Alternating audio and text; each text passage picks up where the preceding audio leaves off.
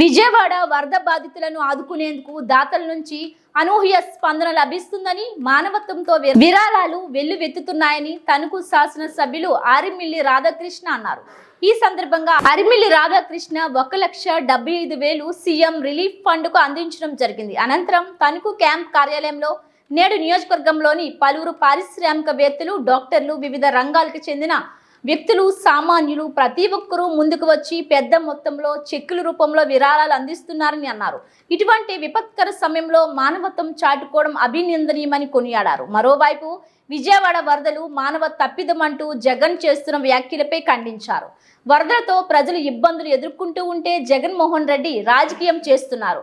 ప్రజలను తప్పుదోవ పట్టించే విధంగా బాధ్యతారాహిత్యంగా జగన్ మాట్లాడుతున్నారని, ప్రకాశం బ్యారేజ్ను కూల్చేందుకు వైసీపీ నాయకులు భారీ కుట్రకు తెరలేపారని, మాజీ ఎంపీ నందిగం సురేష్ కనుసన్నల్లో 5 బోట్లతో బ్యారేజీపై దాడికి యత్నం చేయడం సిగ్గుచేటని, కేవలం 11 సీట్లకే పరిమితం చేసి ప్రజలు బుద్ధి చెప్పినా వారి తీరులో మార్పు రాలేదని అన్నారు. అన్ని రాజకీయ పార్టీలు, అన్ని వర్గాల ప్రజలు వరద బాధితులకు సహాయం చేస్తుంటే వైసీపీ నేతలు మాత్రం రాజకీయాలు చేస్తున్నారని మండిపడ్డారు. వరద బాధితులకు సాయం చేసేందుకు తణుకు నియోజకవర్గం నుంచి అన్ని వర్గాల ప్రజలు ముందుకు రావడం అభినందనీయమని హర్షం వ్యక్తం చేశారు. ఈరోజు ప్రభుత్వానికి అందించడానికి పెద్ద ఎత్తున ముందుకు రావడం చాలా సంతోషం.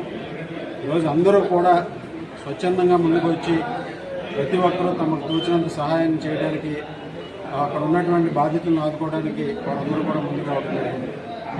గౌరవ ముఖ్యమంత్రి శ్రీ నారా చంద్రబాబు నాయుడు గారు ఆయన పడినటువంటి కష్టాన్ని ఈరోజు ప్రజలందరూ కూడా గుర్తించారు.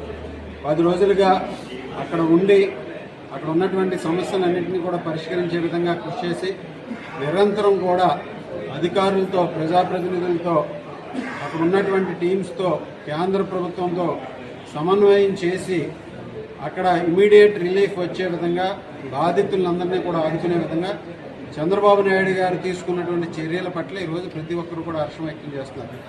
ఈరోజు 10 రోజులుగా అక్కడ ఎంతో ఇబ్బందులు పడినప్పటికీ కూడా ఈరోజు 10 రోజుల తర్వాత చూస్తే అక్కడ అంతా కూడా నార్మాలిటీకి వచ్చి పరిస్థితులన్నీ కూడా మామూలుగా ఉన్నటువంటి పరిస్థితి మనందరికీ కూడా కనపడింది.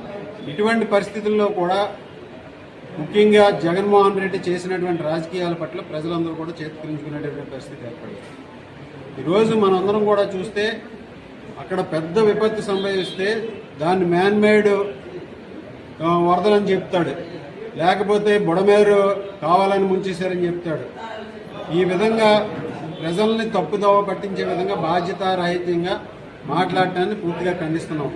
అలాగే ఈరోజు వైఎస్ఆర్ కాంగ్రెస్ పార్టీ నాయకులు అనుసరణలో ఈరోజు 5 బోట్లు 4 బోట్లు కట్టేసి ప్రకాశం బ్యారేజ్ మీద కుదిరి బ్యారేజ్ను కోల్చడానికి కూడా ప్రణాళిక ఏర్పరిచి 1,00,000 మందిని నిరాశ్రయం చేయాలని ఒక ప్రణాళికతో వారు చేసినటువంటి చర్యలన్నీ కూడా ప్రజలందరూ కూడా గమనించారు.